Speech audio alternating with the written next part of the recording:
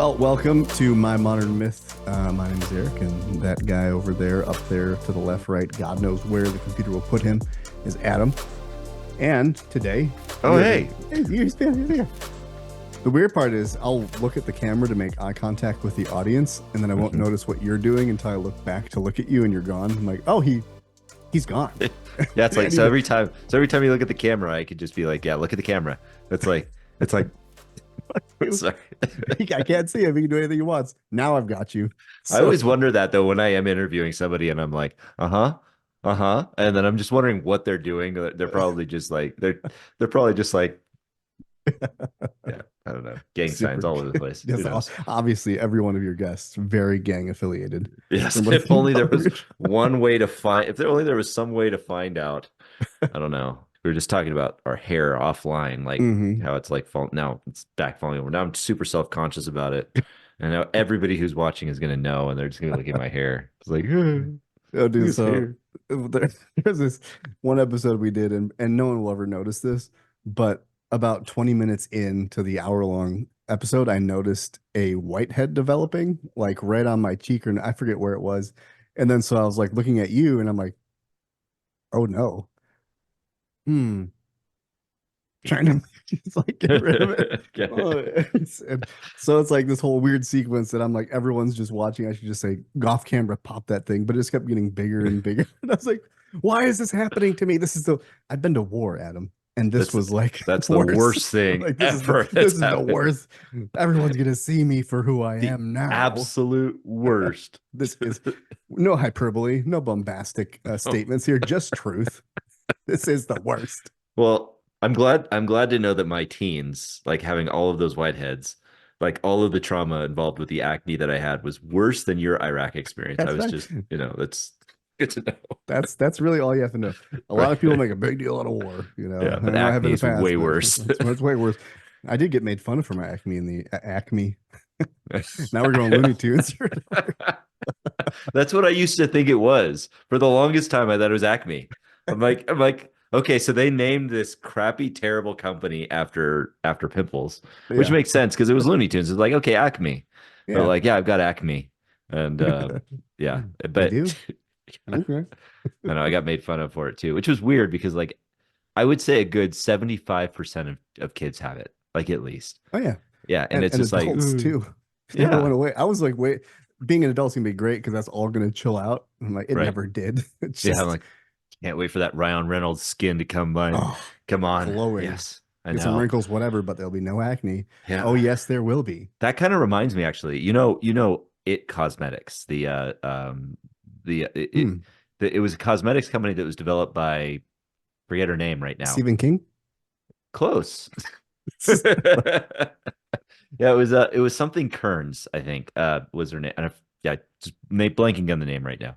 But a weird thing happened today. The weirdest thing.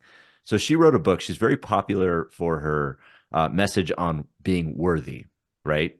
And my wife Marie this morning sends me a video of this woman speaking to Oprah Winfrey. I do remember her name, and she was reading a poem about being worthy and all this kind of stuff, and the reason that I thought of this is because we're talking about acne, and the reason she developed her company is because she had severe rosacea, and she developed a type of cosmetics that was specific to that.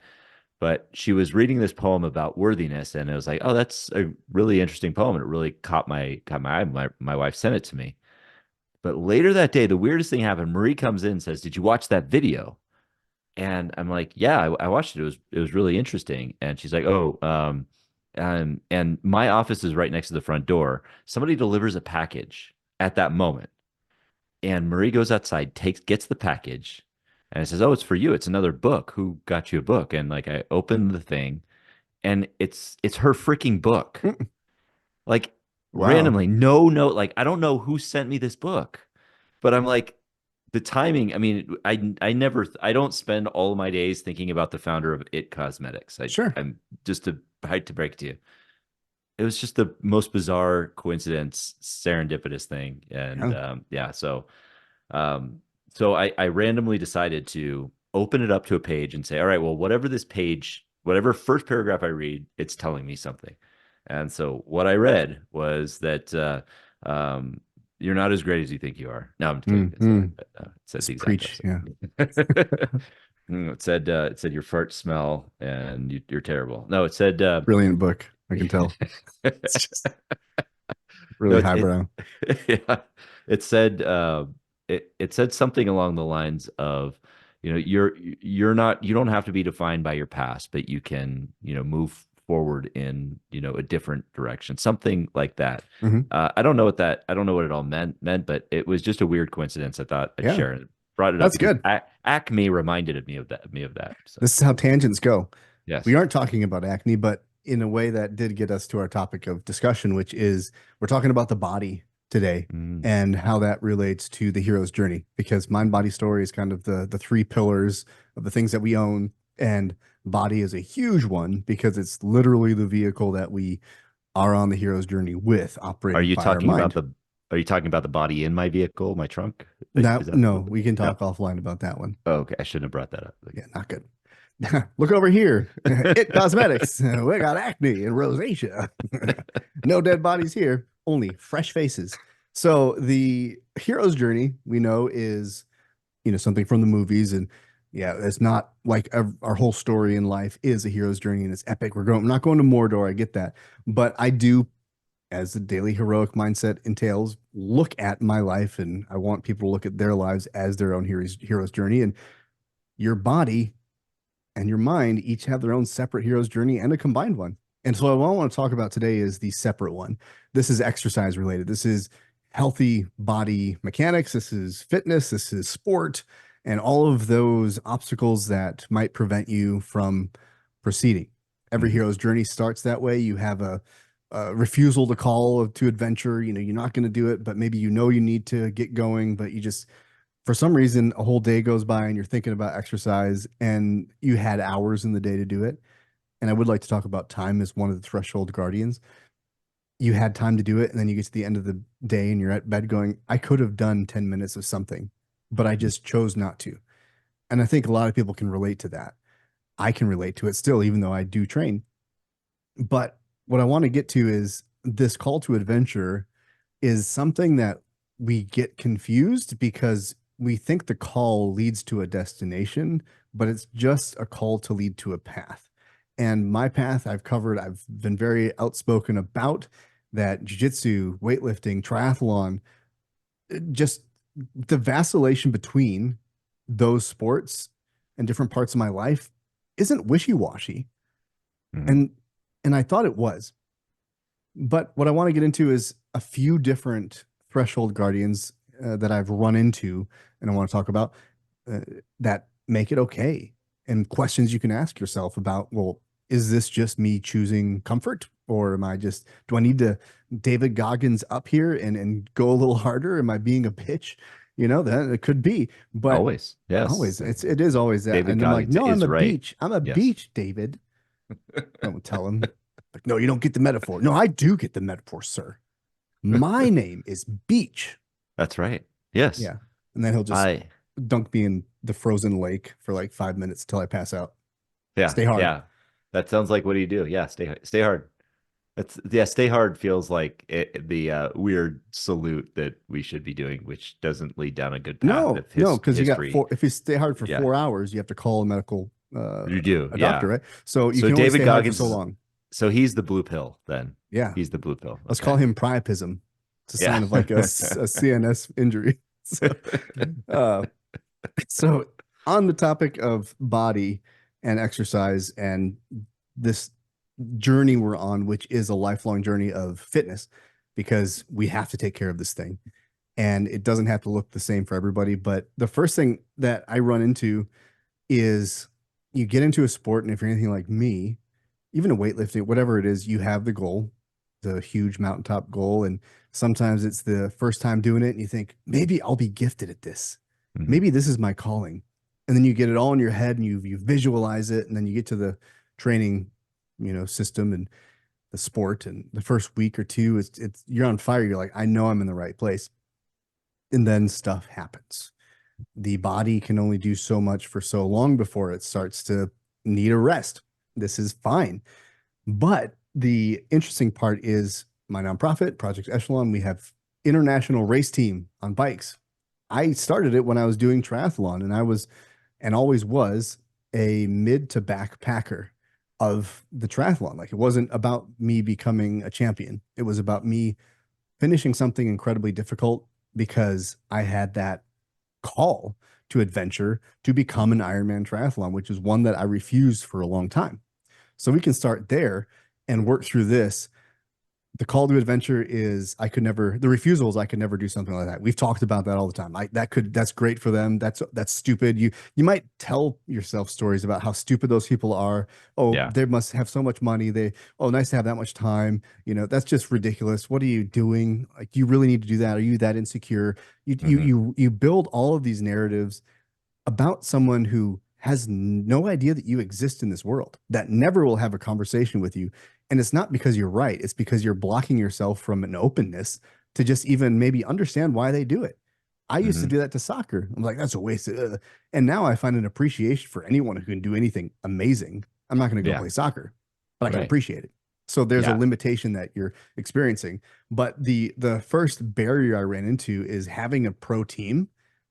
I wanted to be pro too. And so the first threshold guardian that I ran into, that I'm as I reflect on these, is the elite aspect of what you're trying to do. Do you have to be elite?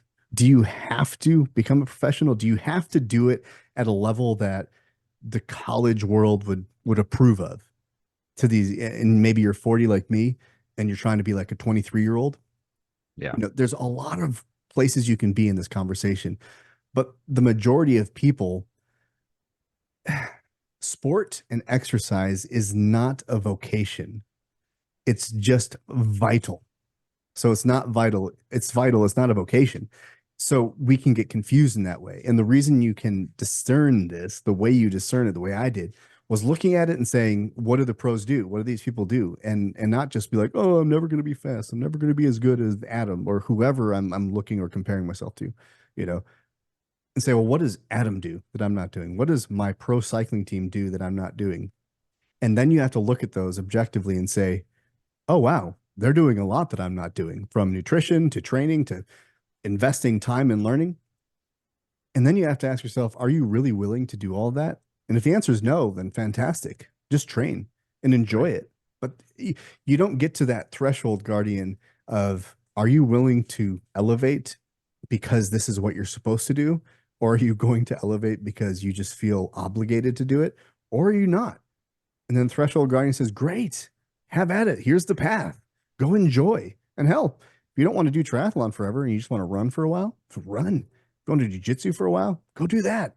Now I'm doing one-on-ones with a jujitsu black belt, and I'm going to start running again because I've done zero cardio in like a year. And I'm like, ah, if I just gain muscle and I don't do cardio, my chest feels heavy. So, like, everything is a threshold guardian that asks you, like, you have to stop and say, what am I doing wrong and right? So I want to turn it over to you, in reflection of that conversation of, do you have to be elite? And then the discernment between yes or no, and how that might manifest in someone's journey, because it truly is about moving your body in some way that you enjoy. Yeah. I think I think as far as the elite term is a bit elusive of a phrase because there's there's our idea of elite, which is maybe there's one aspect of it which is professional. I'm getting paid for this. This is like, what I do for a living. And, there's the element of like, okay, what's the threshold for me getting into that? Well, I'd have to basically probably make a lot of sacrifices. I'd probably have to train for 20 to 40 hours a week. I'd probably have to make it my entire life, like other people make their careers their lives. So there's that level of elite, but then there's also the level of elite which I think everybody can fall into once they start building a rhythm of consistency in anything. I mean, like, so I think that's one of those things where do people want to define elite for themselves and where do they want to meet themselves where they're at right now? This is an important part. I think one of those areas where we experience self-doubt the most. I and ultimately one of the reasons that I think we give up on a lot of things so often, one of those traps is the self-doubt trap. That self-doubt trap it exists in that gap, in that big gap between where we are now and where we want to be, or where we think we need to be. And the problem with living in that gap, that within that self-doubt, is thinking we're never going to be enough to be here where that is, because that looks impossible. That's the world of I can't. That's the world of I'll never be that good because I've never swam 2.4 miles. So how could I swim in the open ocean? That's where tsunamis come from, and sharks live there. What the hell would people do that for? And I've never swam in a pool before, let alone the ocean. So there's a gap there, and that gap is filled with self-doubt. And I think that in order to get over that self doubt, we really need to work backwards wherever we are and just meet ourselves where we're at and do something that you said, and something that's part of your whole philosophy, which I think is very important, is focus on the journey. Because the achievement, like, what is the purpose of wanting to be an elite? So you make it to be an elite if you're defining that as some level that is way, way, way, way beyond where you're at now, professional level or what have you. If you're defining it there, then you arrive at that point. Then what? Always be asking yourself, like, well, then what? Like, if you're saying, like, I'm so pissed off that I'm not here at this point, like, that the gap between where I am and where I want to be is so insurmountable. But if you say, okay, well, so you achieve that thing, then ask yourself, then what? And then, like, if there's like, well, then I'll be happy. Oh, really? Is that true? Mm, Is nice. that true? Because, a lot of times you get to that finish line, and I am guilty of this. I made it to my finish line. I was lucky enough to make it to my dream finish line and finish the Ironman World Championship. And I never really asked myself, then what? And so I crossed the finish line, and my first response, like after like 15 seconds of super excitement, was, well, where's the pizza? Really, that was the next thought. Where's the thing that I could have gotten any other time in the history of the world? Like, that was the one thing I wanted most, like, in that. So chances are, if you ask yourself, well, then what, once you achieve your thing, the answer is usually going to be probably pizza. And so you have to think of it in the perspective of, okay, well, then what is going to fulfill me right now? What is going to fill my cup now? And if it is, I need to go running. I want to go running and I want to achieve this. It's great to have these goals, but always be thinking in the terms of like meeting yourself where you're at with that next step, looking at the goal strategically on a regular basis, and asking yourself, well, then what? Will it make me happy? How is that, aligned with my goal? And then just make sure that the process of enjoying the journey is part of your philosophy. Who cares if you're a lead or not in that case? Yeah. I saw this advertisement. I just bought a pair of Brooks running shoes. The Ghost series is my favorite running shoe of all time. And I've tried a lot of different shoes, but they had this advertisement, and I love Brooks, but Mm-hmm. it's this it made me laugh because it's literally this new shoe they have. Well, it's not new, but new for this year in their line of whatever it is. I forget which ones. But the guy's running off of the sidewalk, so he's just kind of floating through the air, Mm-hmm. and it's like gravity's time is done, and I'm like, God, come on, really? Like, no, no matter what shoe you're wearing, you're gonna notice that you're running. You're not Yeah. gonna be like so light, or oh, these have they would sell me you have such spring, you can't help but go fast. And I'm like, oh, I can help but go Yeah, you fast. can I have, can yeah. absolutely. Oh, challenge accepted. Yeah, watch me. Yeah, But what's with the idea of like not wanting to like experience the resistance that makes you stronger? I mean, what's with the I want to exercise, but I want it to be super comfortable. yeah. Like, it's like, oh man, the more we breed in this comfort, the more like uncomfortable we get. Don't even get me started on escalators. Especially when they're broken down. You're just Yeah, like, oh, come on, what is this? yeah, You people make me just walk standing up on, this. yeah. I'm gonna wait. Tell you what, I'm not going anywhere until you fix this. Every time I'm behind somebody who's not walking up or down an escalator, like, and they're capable of doing it, of course. If they're not doing that, I will stand behind them in full Superman pose, like I'm just being carried throughout life. Beautiful. I'm gonna take note of that, and I'm gonna start walking up escalators now, just in case. It's a weird pet peeve. It's a weird, like, I understand that that's one of those things that I have that is unique to me, that Mhm. it's an unpopular opinion, but walk up the escalator, maybe, I just have the same thing with yeah. people movers at the airport. Oh yes. I'm Oh, like, 100%. dude, Yeah. these are here to like to speed you up double time. Like Yeah. this is the only time you're gonna walk this fast in your life, so enjoy it. Right. This is what the Olympians feel like. Right. That Yeah, it was kind of like swimming downstream in mm. at Ironman 70.3 Oregon. It's like, I am Michael Phelps. You keep that Like, post your PR from that one. yeah, 21 minutes. Yep. Yeah, Hmm. Take this is that. this is my huge. But the conversation around the elite athletics is one whole huge conversation. But the idea that we might avoid the journey because we just think it's too great of a task, too big for us, is a great tragedy in my opinion. Because the way to discover what you want to do is by trying things that you might not want to do Hmm. because you don't know.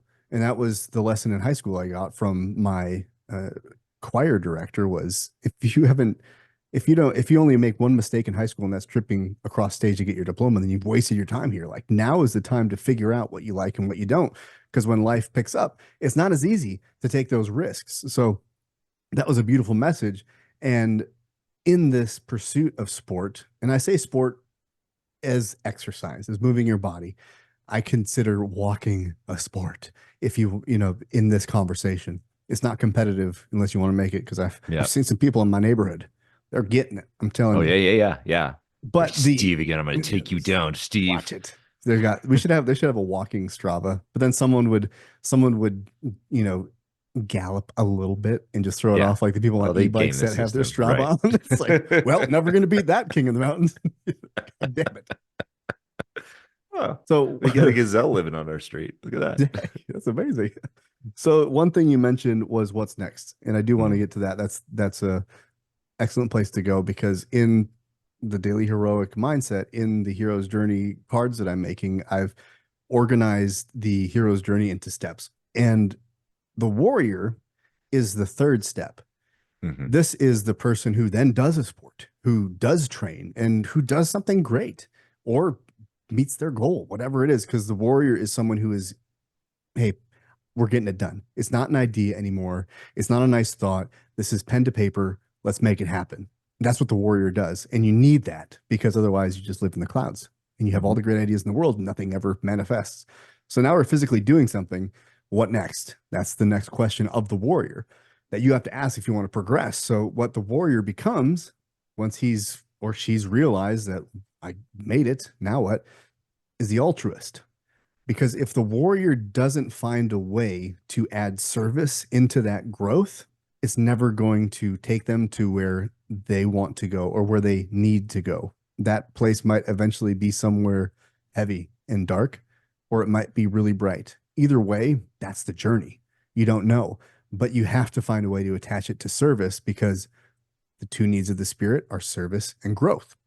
The Hmm. warrior will become obsessed with, by the time they die, having 90 Ironman medals.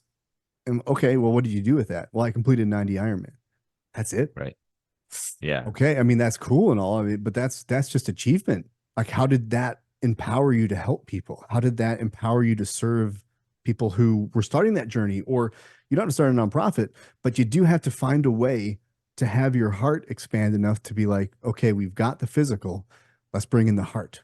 And Yeah. that to me, I don't know if that's something, I feel like that's something people don't know, is they I just don't understand that achievement is one thing, but service is a whole nother. And I it's think very it's such a vital. great, yeah, I agree. I think it's such a good point because I think a lot of times the reason we fail is there's no meaning behind it. And I think there's meaning in service.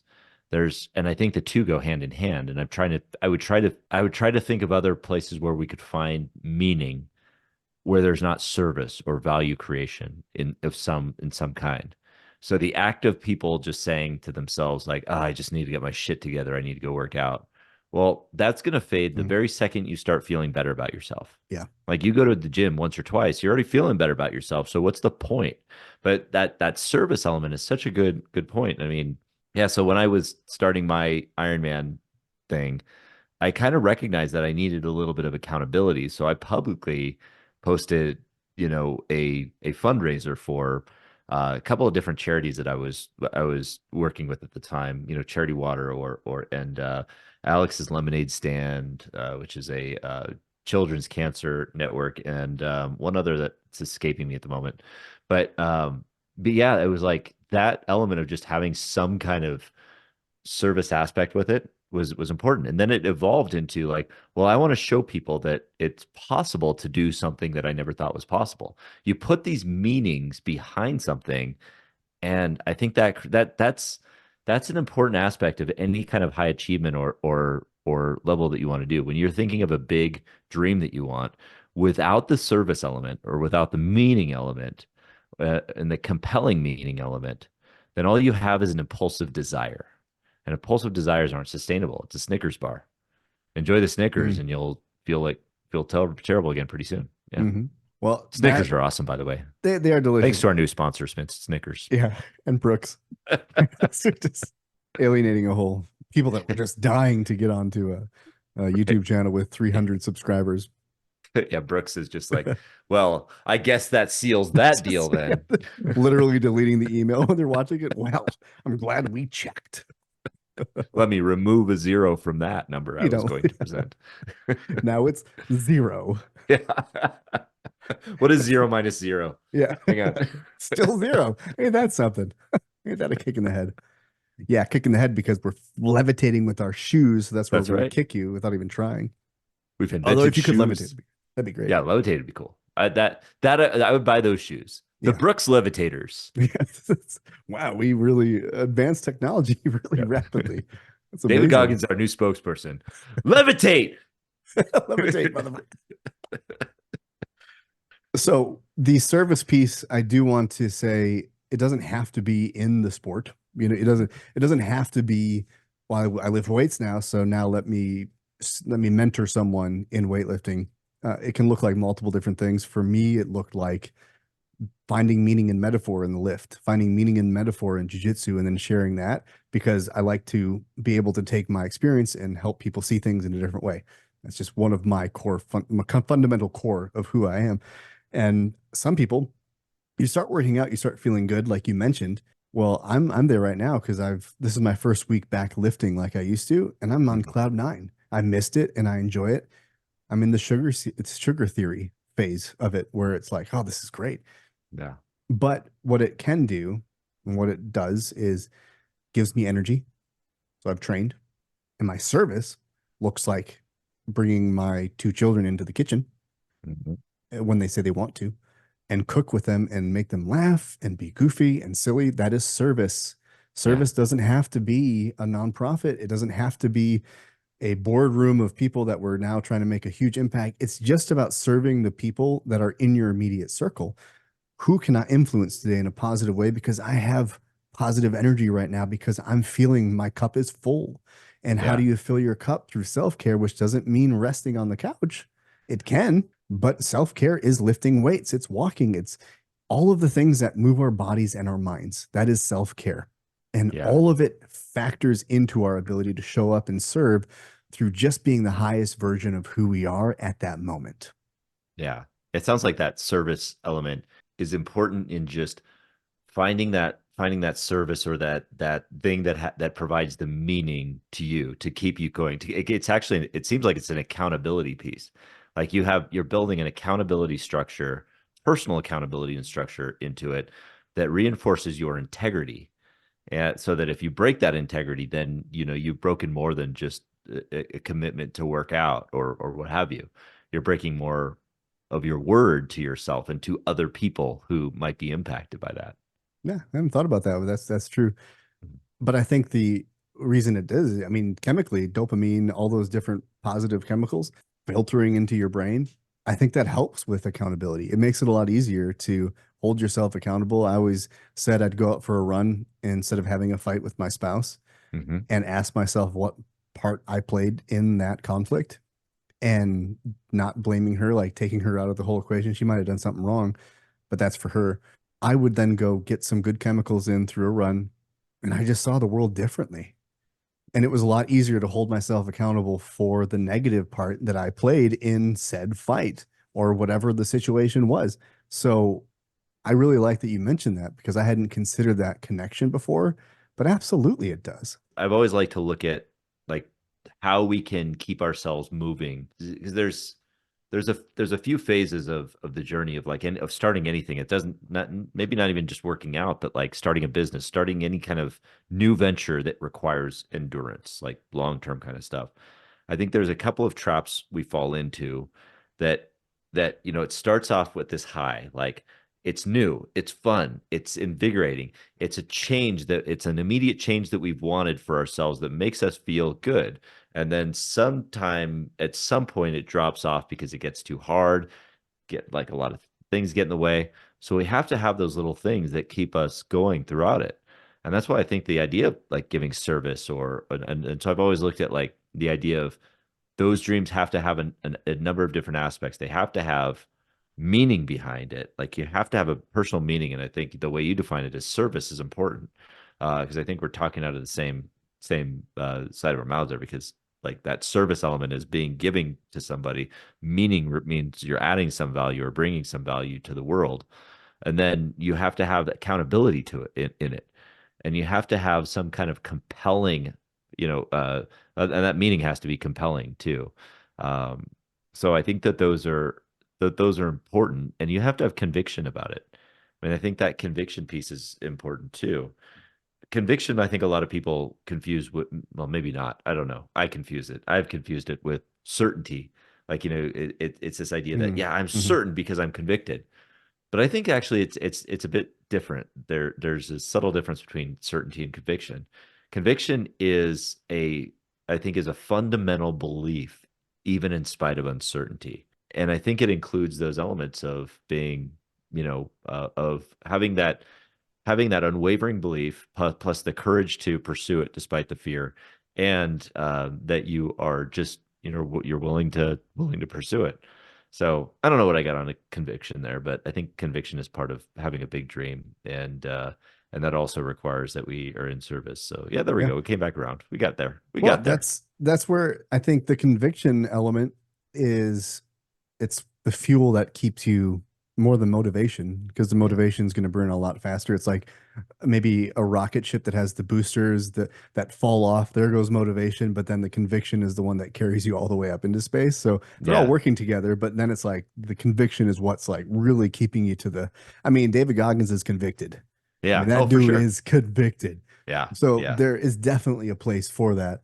And I think that the other element of meaning is so important because I call it finding a personal metaphor.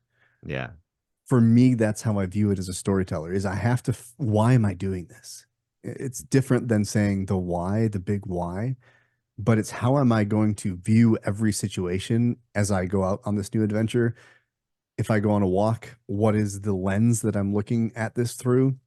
That's where I'm finding meaning is like now I'm trying to figure out what's beautiful in my neighborhood. I'm trying to figure out which way the wind blows so I can connect to my world. Be like, oh my gosh, I noticed that it's always blowing north this way, but it's blowing south. So there must be this kind of a cool vortex thing. It's just becoming more aware because the ability to move your body opens your vision unless you're in the sport. Then it's like really tunnel vision. Like you got in the Ironman, I'm not looking at all the beauty climbing the mountain in France. Yeah. I'm cursing God for making the mountain so high and so tall.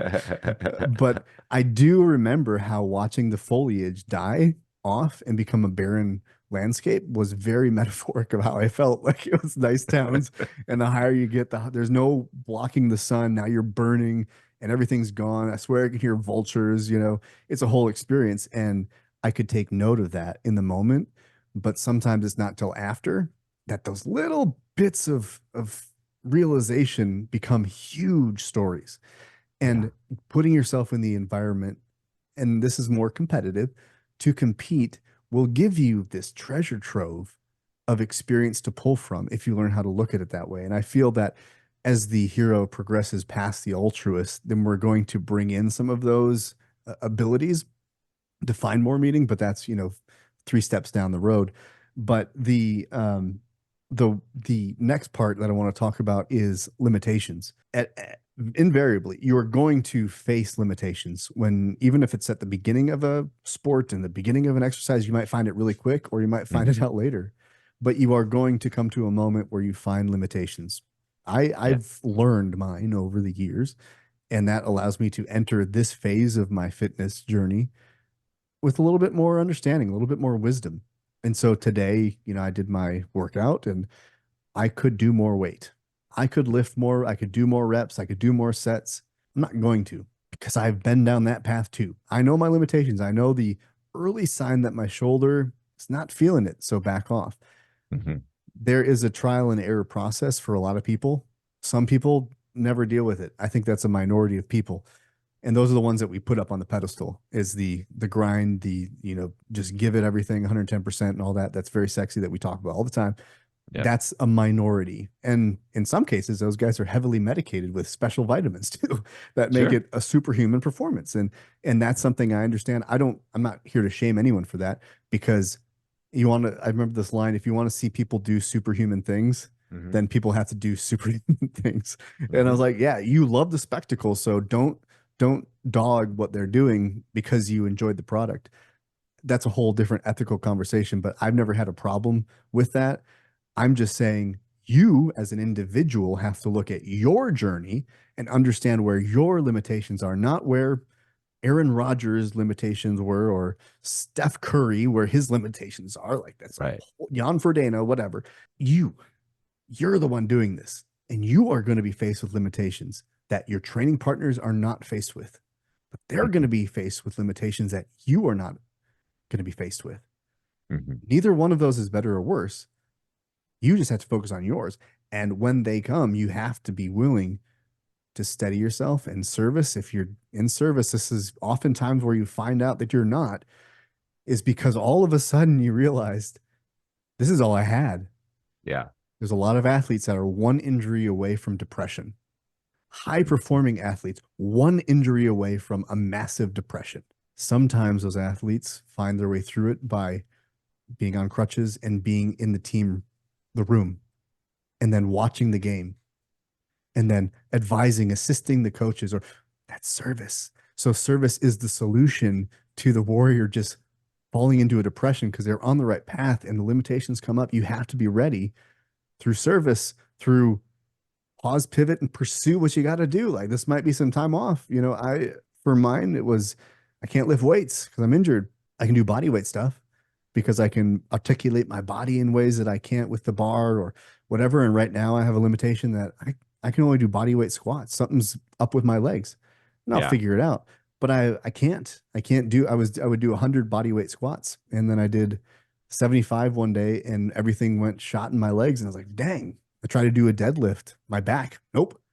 Yeah. So I bought this rickshaw thing, which is like heavy pants where you're just kind of like picking it up off the ground like a farmer's carry. Hmm. I'm going to do that instead of squats and deadlifts, and I'm going to walk with that weight. And that's exercise. Yeah. But we get so dug into exercise means 300 pounds on your squat, 250 on your bench, and like four exercises if it's Hmm. weight training. It's a progression to black belt if it's jujitsu. You could be a white belt your whole life and have benefited from the process of jujitsu and you maybe didn't tear up your joints. Like there's so many things that we just don't consider because we don't look at the limitations as a guide for us. We look at how can I overcome this limitation? Some of them Yeah. you can. Yeah. Some of them you have to. I have a TBI. I'm not going to go box people because that would be Right. stupid for me. It's a Right. limitation, not something I have to overcome. Oh, give me a big head, a big buffy head, and then you can box me around and it won't bother me. No, I'm not going to do that. I'm just not going to box. Right. Right. Well, yeah, yeah. It's finding that it's like it gets to like why you want to do something. I mean, and I think limitations are important to honor. And I like the karate or the martial arts analogy there. So kind of down the road that you're talking about, like I don't begrudge people like David Goggins or the Iron Cowboy. I mean, like I get inspired by what the Yeah. Iron Cowboy can do and what David Goggins can do. I think my problem with Goggins in particular is the way that he shames, is the Mhm. shaming protocol of like, you're only giving 40%. Well, you know what? That's okay.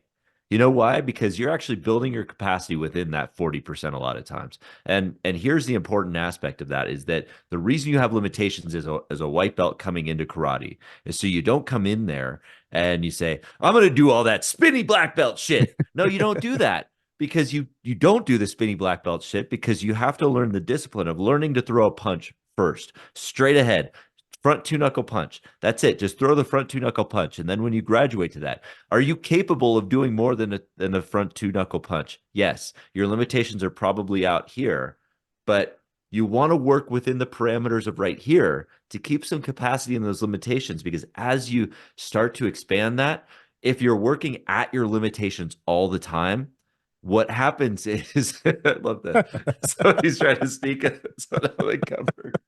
I You're on love a it. roll too. I'm sorry. No, I'm just like I'm speaking out like they need the Rocky theme in there, and you Yeah. just got like this little reach. Like I just want a Pop Tart. It's a metaphor, man. You gotta, you gotta embrace your limitations and I still love make it. it happen. You have the limitations of that looks really delicious, by the way. I want some of that. What do you got in there? No. I got a few things, yeah. Just having her vitamins. Nice. Well, I mean, like that the problem is that when you operate at your limits all the time, that's where you start to burn out, right? Hmm. I mean, that's because you can't sustain there. That's called willpower. And willpower is finite. Willpower is not sustainable. Willpower fades when your energy fades, when your Hmm. strength fades. There is a time and a place for willpower. There is, Hmm. usually at the end of a race or when you need to put that out there. Yeah. But the rest of the time requires discipline. Discipline means operating well within your limits to have that added capacity. And over time, you expand the amount of capacity you have, those limits grow, Mm. and your 80% starts to become more of like everyone else's 110%. You know, with that one bit that you said, so we talk about the rocket ship, Mm-hmm. willpower is that final thrust of like getting you over there. Yeah. But the discipline element, that's the warrior. The warrior is the archetype of discipline. And if you go this first couple steps, orphan to wanderer, who then becomes a seeker, so that's the same energy, but the seeker is direct, the wanderer is kind of aimless. If the wanderer becomes an athlete, that's the one who fades out on willpower because they didn't bring discipline. So that's where it's really vital to understand what is stopping you and then to realize that you have to bring a different energy. And that Mm-hmm. energy is the next step on whatever it is. So if you're a warrior and you reach that boundary of burnout, it's the service. If you're a wanderer or a seeker who's finally found a path they care about and hasn't brought discipline, well, you're going to burn out and your willpower is going to fade out. And you're like, oh, I'm just not interested anymore or whatever it is. And you didn't really give yourself a shot because you didn't bring the discipline. That's what we do these things for, is to continue to train ourselves, to equip ourselves for the rest of the journey. And this is cyclical. We're going to have this journey all over the place. I mean, you started karate after achieving great things and what you wanted to in triathlon. You might go back to triathlon. It doesn't Yeah. matter to me what you're going to do because I'm supporting you on whatever physicality you want to pursue because we just have to make sure we have some kind of physicality in our life. Otherwise, we're not whole. We're not whole. We're Yeah. only one third full or two thirds at best. So that's kind of where I wanted to take that, was just this idea of training, fitness, sport. It's vital to your life. It's not necessarily a vocation. For Mm-hmm. a small handful, it is. I have this cushion that she can lay on, but she's circling my dog and she's tap dancing and she's like just on the floor a foot away from the cushion just because you, dad. That's that's what I always feel like she's doing. I don't even know if it picks up, but I can hear it really loud in my headphones. So it's like, Just tap. We should just yeah, I don't hear it if that makes you feel oh, better, really? That's but great. we Now I'm just sh looking crazy. I'm gonna add them in post. Let's see. Eric, you don't have a dog. Oh no, you're right. uh, yeah, Maybe I'm gonna take a minute. yeah, we're just gonna call this we're gonna call this Doggy Tiptoes from here on out. That's the new Just name of this podcast, Doggy you know, Tiptoes. I'm the funny thing is if you didn't hear it, and sometimes I feel like I try to talk louder when she's walking. That'd be just really weird. No one hears a dog, but I'm like, and then if you are a warrior, please, dude, back up off the mic. I don't have to be that emphatic about it. I think that's way better than the super quiet neck, really close to the mic way that That's you do things sometimes too. It's like I just don't want Yeah. my wife to hear what I'm talking about right Yeah. now. So I'm So I told her, you don't want to talk to me like that because I mean I'm a man and I'm not going to stand for it. You know. right. Take a sip of my water. Welcome to ASMR, my modern ASMR. We'll close with this. Training is vital. It's not a vocation, though it can be for some. Even for those that it is, if you don't attach service to it when that time in the sun is done, whether that be age or injury, it can leave you empty and broken because you didn't continue the journey beyond the sport, beyond the training, because it's 1/3 of who you are as far as what you own in this life and what you're building. The specific sport, the specific exercise will never define who you are. It's just a direction you're going to fulfill 1/3 of who you are, and that is a physical being. And if you're not moving your body, if you're not understanding what it can do, if it's dancing, if it's karate, if it's jujitsu, if it's running, cycling, anything that's moving your body, you're exploring this tool that is yours for life. I want to age and still be able to walk around. Can that be possible? Maybe genetically not. I don't know. I don't know what the future holds for me, but I know we all have the ability to make choices now that will give us the best shot at a best future. And why wouldn't you want to write that story? Mhm. You might have a reason.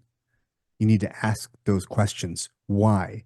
Why? What is it that's holding me back from just trying something? And then you have to do it and continue to ask yourself that question, even when you're doing it, you don't want to. Why is this so terrible for me? There might be repressed traumas. I don't know that are blocking you from it. There might be just, you're just stubborn, Mhm. any number of things. Or why do I get so mad when I see that person run past my house in his spandex? Why is that so offensive? I mean, at least he's not wearing a Speedo, unless it's I know Adam that's because he can terrible. pull it That would be off. terrible. He can No. pull it off. I've proved, I used to run in Colorado in the winter in a Speedo. Oh That's yeah, my dude. I'm wearing one right now. You can finally fit in your Speedo in the winter, right? You know what I'm I saying? can. Because otherwise it's just too bulbous. No, but if you train, life looks different when you add service to that training and it allows you to show up in the fullness of who you are. Life looks even more different. And that leads you to the ability to go to the next phase of the hero's journey. And it ultimately ends with you becoming a sage because you've learned so much, maybe technically, maybe authentically, about who you are and what struggles you had in the past, that now you can teach others, you can share with people. That is the end of every person's hero's journey, to then restart at the orphan and realize, oh man, I didn't know it all because this area of my life needs growth, because we can't stop growing. We go through it, we grow through it, we teach from it, and then we start over because we're highlighting an area that we need growth, because we need growth. The opposite of growth is death. So if you're not growing, you're dying. That's plain and simple what it is. Doesn't mean you have to become an elite athlete or even a good one. You don't, you can be a sloppy pickleball player. I don't care Heck yeah. if That's you're the beauty of yes, triathlon. I mean, is yes, that and you could be terrible at three sports that's and right. still get by. Yeah, commit to being terrible at something, to Mm, start. And commit to being okay with being embarrassed at the beginning. yeah. Because it's going to be embarrassing and it's going to be awkward and scary and all that stuff. Just commit to doing that and being okay with it and embracing it. Mhm. And if anybody shames you for that, know that they are not the heart of that venture. That's not the spirit. You are. Just keep that heart. Yeah, just because you are shamed doesn't mean that they're right. Mm-hmm. It means that they have their own wounds and they're wearing their own masks and they're on their own journey, and you did something to bother them about it. Mm-hmm. And God knows what it is, but that's their business. Who's probably wearing spandex, by the way. Probably. So, yeah. Yeah, probably. Just don't Too wear much hair spandex product then. too. Not in front of Eric. Yeah. Yeah. Body hair. I don't know anything. But the other part is, if you're being shamed, look for another group. If you go, I went to a jiu-jitsu gym that was too bullyish and too like, let's just not help you but dog on you. It Mm-hmm. wasn't what I was not what I wanted out of it. What do you want out of it? And then go find it. And if it's not in that environment, it's not the sport that's wrong. It's maybe the environment. So don't just give up. Just Yeah. keep looking until someone is going to allow you to be terrible and not make you feel bad about it. because that is a way forward. So until next time, journey well, my friends.